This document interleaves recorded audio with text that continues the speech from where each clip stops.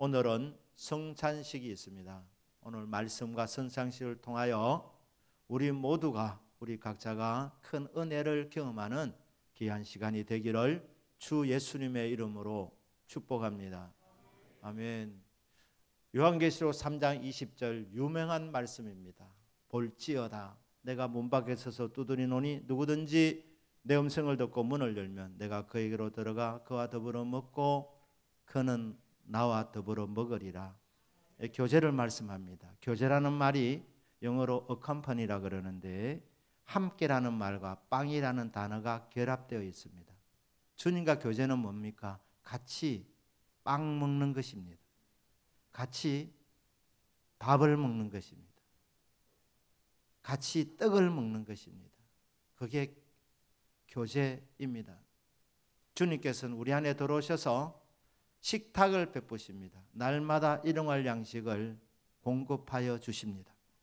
그리고 영혼의 양식, 성찬을 베풀어서 영혼의 양식을 먹고 우리 안에 있는 이 영혼의 생명이 강건하여지도록 만들어 주십니다. 고린도전서 10장 우리 오늘 읽은 부분 앞에 보면 이스라엘의 역사를 통하여서 고린도 교회 성도님들이 영적인 교훈을 받고자 하는 것입니다. 선택받은 하나님의 백성, 이스라엘 백성들이 광야 40년 이집트에서 구원을 받고 홍해바다를 건너서 40년 광야 생활을 하는데 그 광야 생활에서 이스라엘 백성들이 죄를 지었습니다. 쉽게 짓는 4가지 죄가 있었습니다. 첫 번째 죄가 우상 숭배의 죄였습니다. 우상 숭배는 하나님이 죄를 다 싫어하시지만 가장 싫어하는 죄가 우상 숭배의 죄입니다.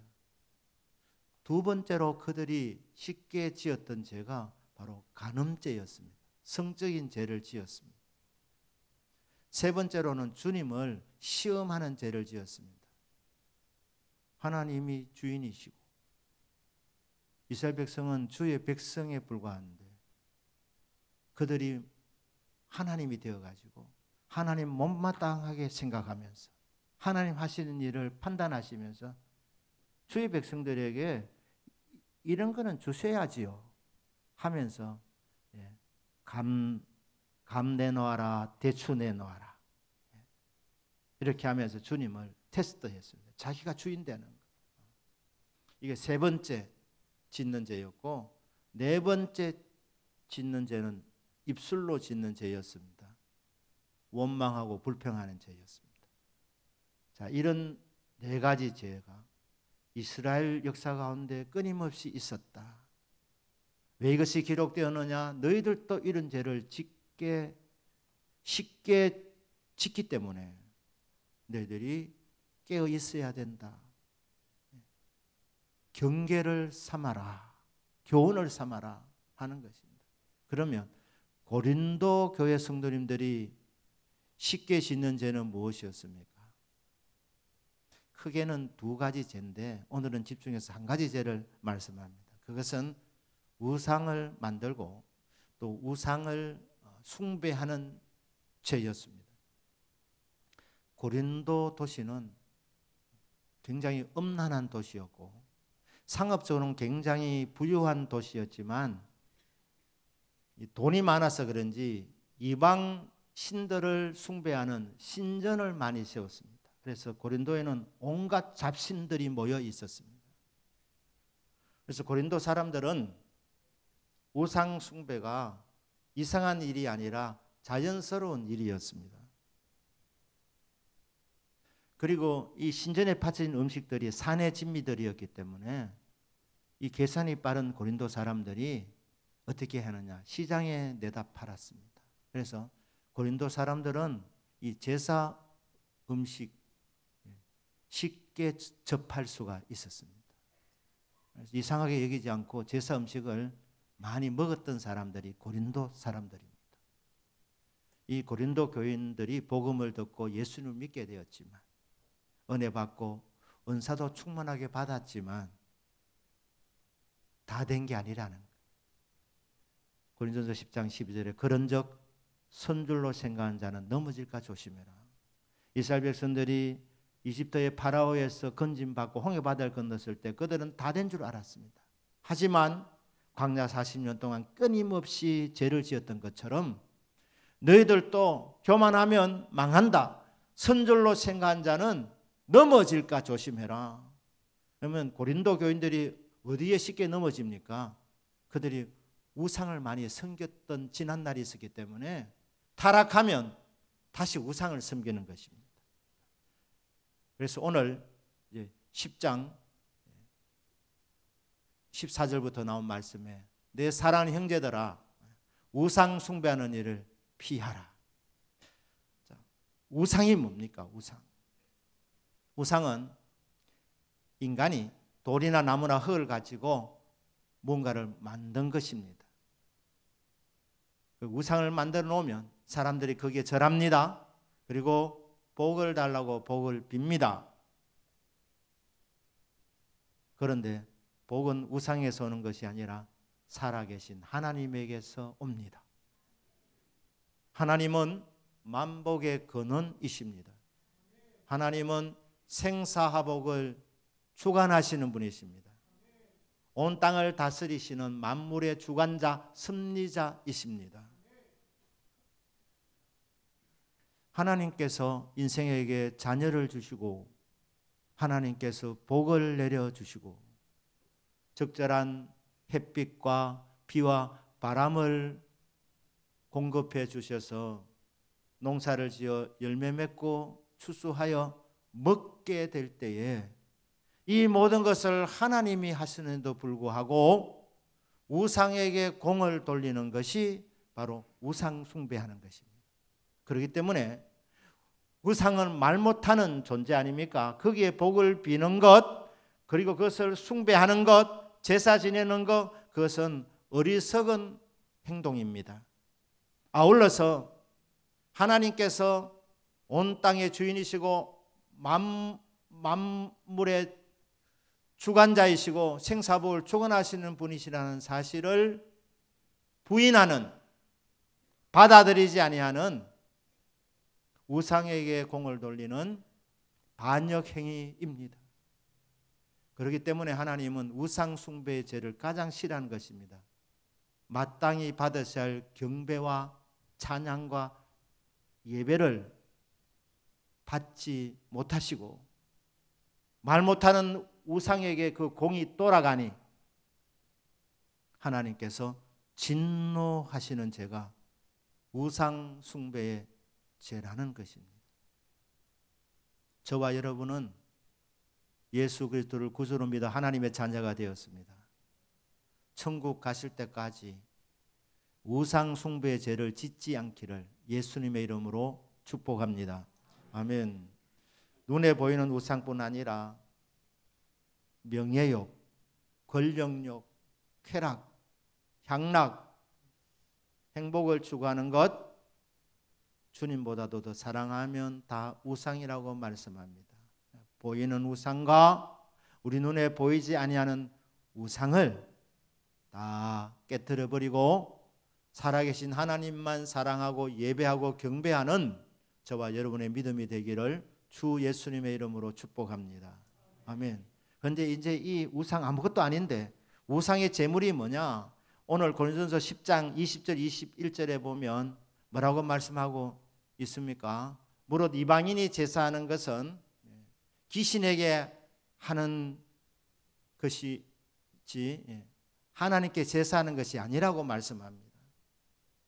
그리고 바울이 뜨거운 마음을 갖고 사랑하는 마음을 갖고 고린도 성도들에게 나는 너희들이 귀신과 교제하는 것을 원치 아니하노라.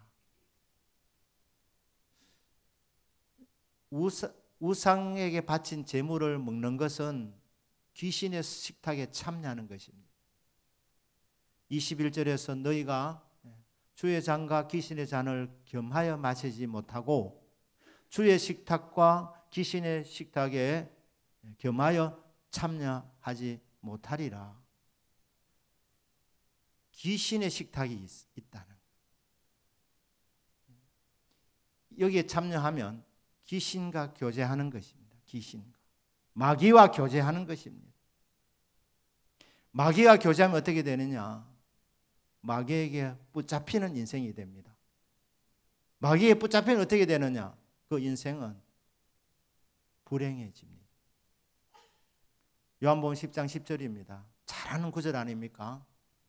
도둑이 오는 것은, 도둑은 마귀를 가리킵니다. 귀신을 가리킵니다. 우리의 도적입니다. 우리 영혼의 도적입니다. 도둑. 귀신이 너희들에게 찾아오는 것은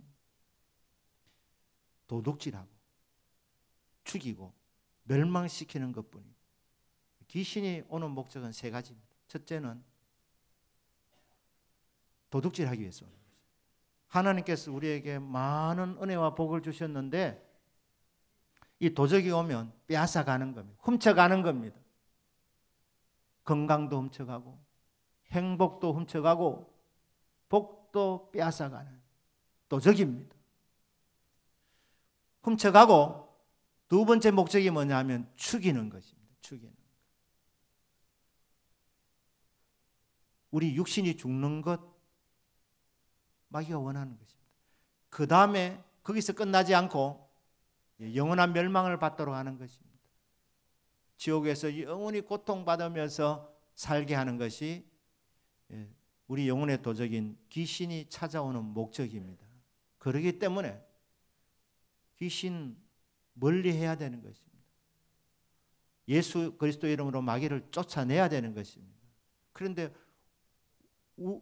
우상을 섬기고 그 우상에게 제사한 음식을 먹으면 그게 귀신의 식탁이라 귀신과 주고받게 되는 겁니다.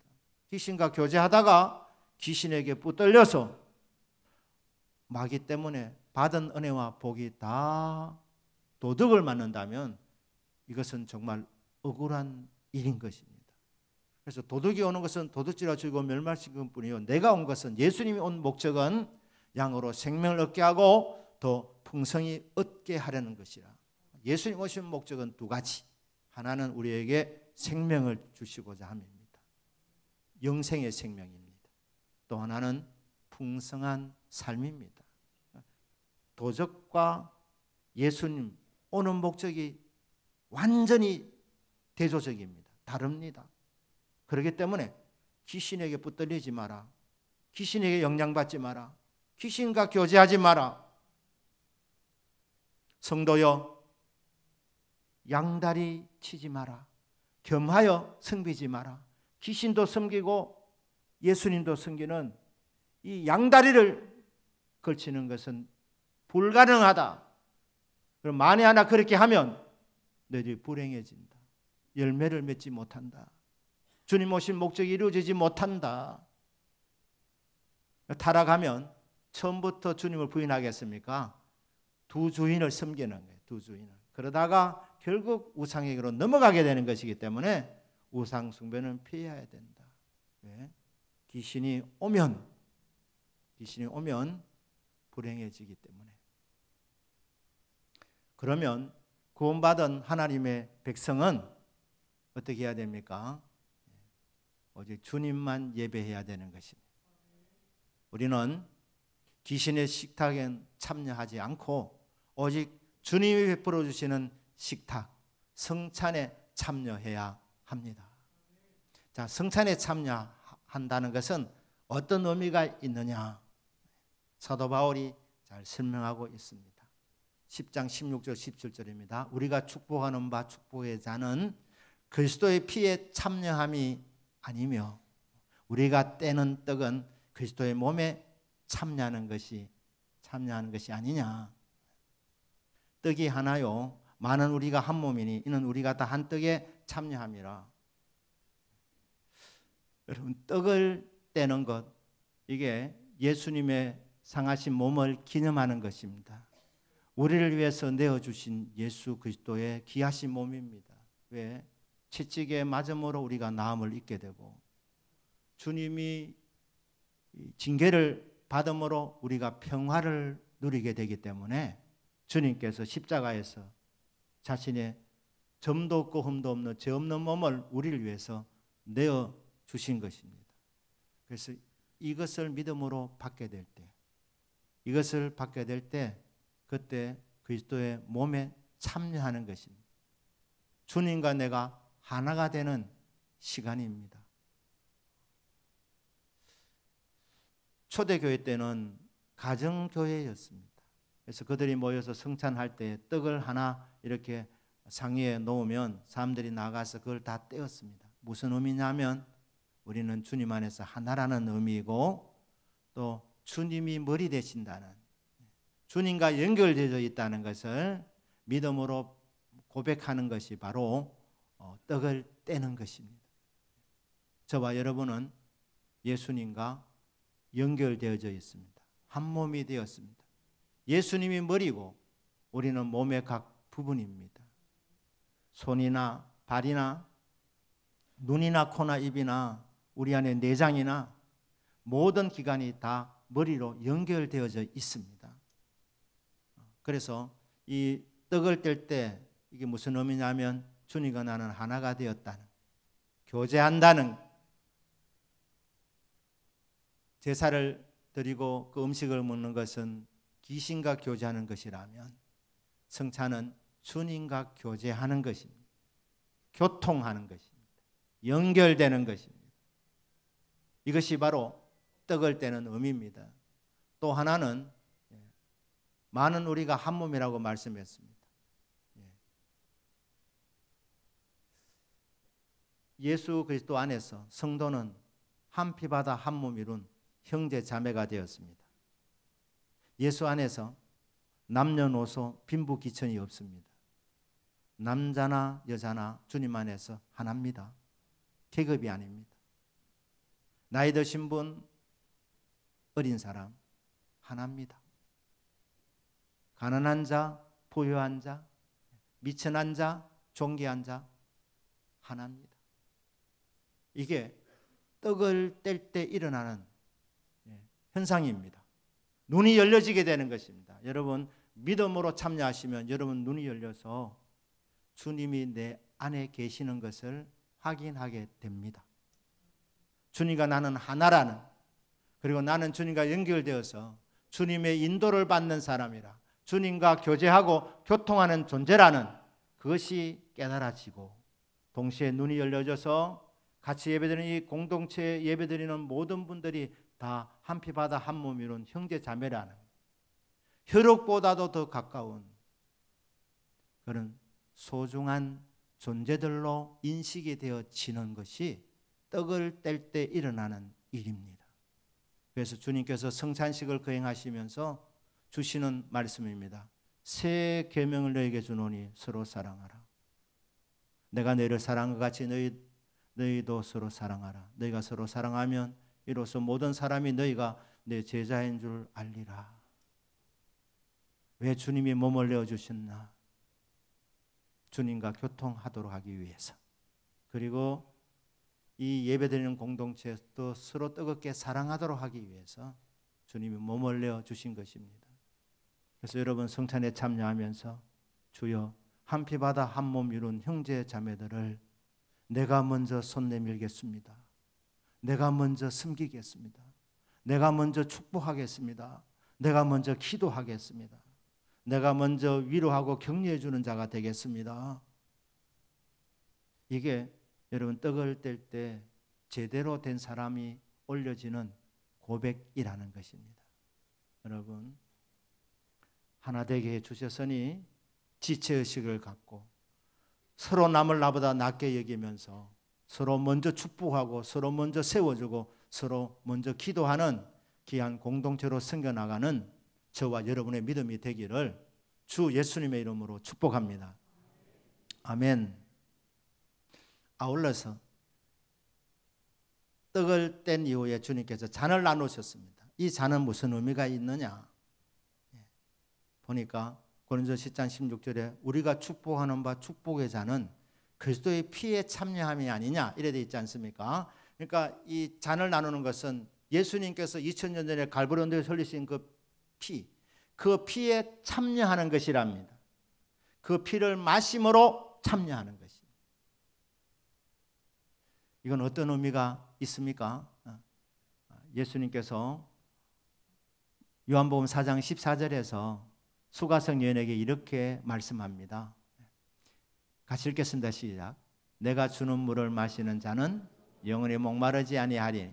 내가 주는 물은 그 속에서 영생하도록 솟아나는 샘물이 되리라. 자, 이 물은 특별한 물인데 예수님의 보혈입니다.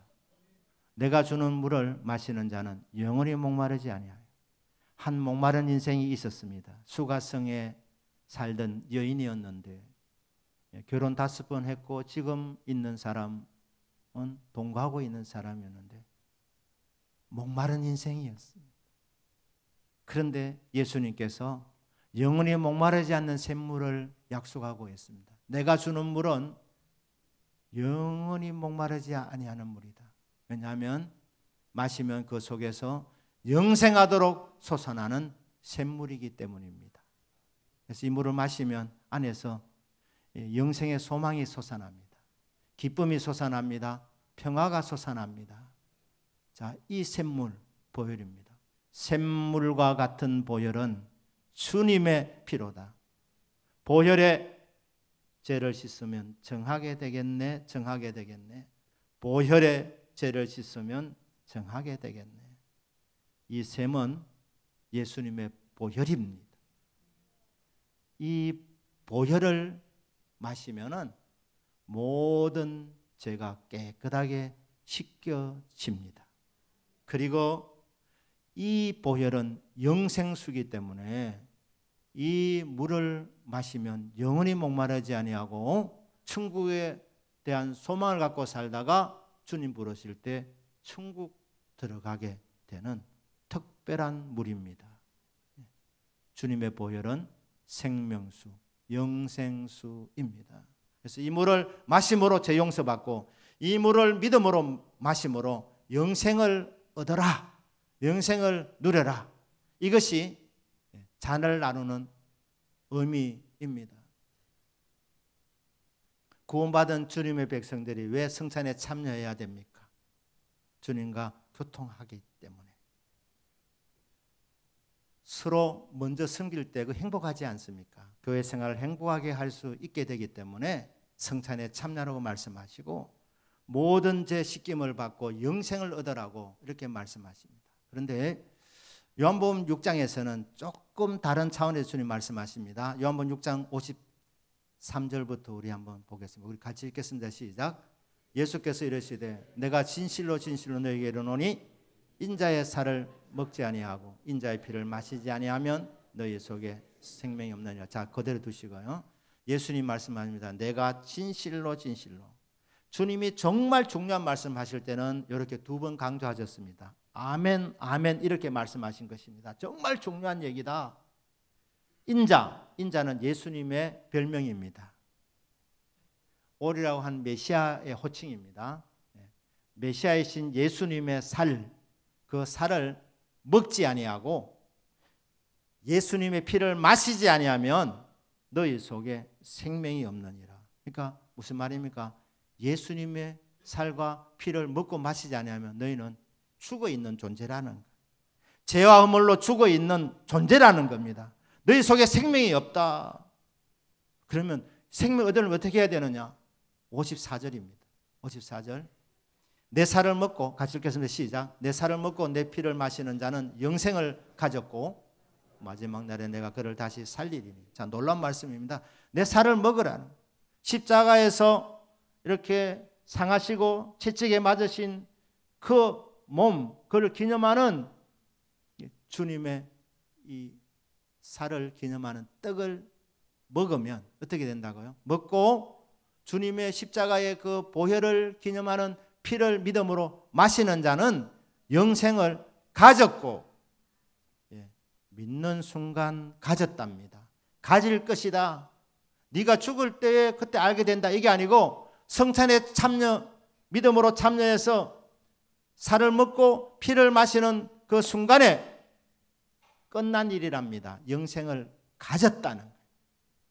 가질 것이라가 아닙니다. 영생을 가졌고 마지막 날 주님 다시 오실 때에 내가 그를 다시 살리리라. 부활시키겠다. 예수님 믿고 죽으면 그 영혼이 천국 들어가 있는데 주님 다시 오실 때 주님과 함께 그 영이 이 땅에 내려와서 이 땅에 있는 육신과 결합해서 영광스러운 형체로 부활하게 될 겁니다. 그 말씀하고 있습니다. 성찬에 참여하는 자 영생을 가졌고 내가 다시 올 때 그를 부활시킨다. 놀라운 약속입니다. 55절입니다. 내 살은 참된 양식이요 내 피는 참된 음료로다. 다른 양식과 음료는 먹어도 영원히 목마르지 않는 음식은 아닙니다. 삼시세끼 드셔도 다음날 되면 또 드셔야 됩니다. 영원한 양식이 아니기 때문에, 영생을 주지 못하는 양식이기 때문에 그것은 가짜 양식이라는 거예요. 가짜 음료라는 거예요. 참된 음료, 참된 양식은 예수님의 십자가입니다. 상하신 몸과 흘리신 피가 참된 양식이고 참된 음료입니다. 그래서 우리는 이것을 먹고 마심으로 구원받은 것을 확인하는 겁니다. 믿음이 더 뜨거워지는 시간이 성찬에 참여하는 시간입니다. 그리고 마지막에 56절입니다. 같이 읽겠습니다. 시작. 내 쌀을 먹고 내 피를 마시는 자는 내 안에 거하고 나도 그의 안에 거하나니. 연합입니다. 연합. 교제하고 교통하는 수준을 넘어서 진짜 하나 되는 거예요. 나는 주님 안에, 주님은 내 안에. 그래서 먹으라고 하시지 않습니까? 마시라고 하지 않습니까? 주님이 내 안에 들어오시겠다는 말씀입니다. 이 연합입니다. 그러니까 성찬은 주님과 연합하는 신비한 시간입니다. 신비주의는 문제가 있지만 신앙생활에는 설명할 수 없는 신비가 있습니다. 이 신비를 언제 쉽게 경험할 수 있느냐? 성찬 시간입니다. 여러분 믿음으로 참여하면 주님이 내 안에 계시고 나는 주님 안에 거하는, 주님과 나는 하나라는, 연합되었다는 것이 확실하게 깨달아지는 그런 귀한 시간이 됩니다. 예수님 포도나무고 우리는 가지입니다. 떨어져 있으면 죽습니다. 떨어져 있으면 열매 맺지 못합니다. 붙어 있으면 열매 맺습니다. 붙어 있으면 나무로부터 공급을 받습니다. 저는 여러분 오늘 성찬에 믿음으로 참여하셔서 주님과 내가 연합되었다는 것을 확인하시고 남은 생에 주님의 인도함을 받는 복된 하루하루가 되시기를 주 예수님의 이름으로 축복합니다. 아멘. 우리 기도하십시다.